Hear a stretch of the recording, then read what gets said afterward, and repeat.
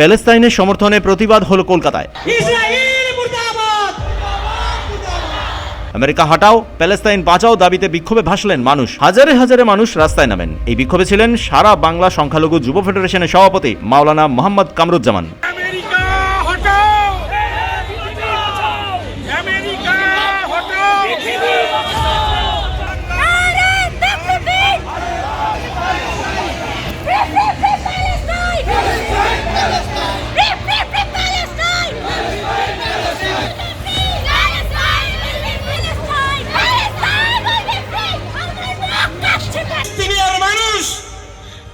মাতৃভূমি থেকে ওখান থেকে তুলে নিয়ে কোন কলোনিতে রেখে দিতে চাই।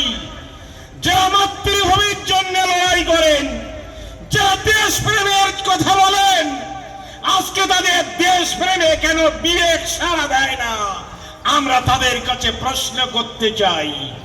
আজকে শুধু বিশ্বের মানবতার দ্বারে একমাত্র নেতানিয়াহুর বিচার চাই না, একই সঙ্গে আমরা আমেরিকার প্রেসিডেন্ট ডোনাল্ড ট্রাম্পেরও কিন্তু সমানভাবে দায়ী করে তাকেও নরহত্যার দায়ী, তাকে ভিলেন হিসাবে, গণহত্যার দায়ী হিসাবে তাকেও কিন্তু সমানভাবে দায়ী করে তাকেও ফাঁসির কাঠগড়াতে ঝোলাতে চাই।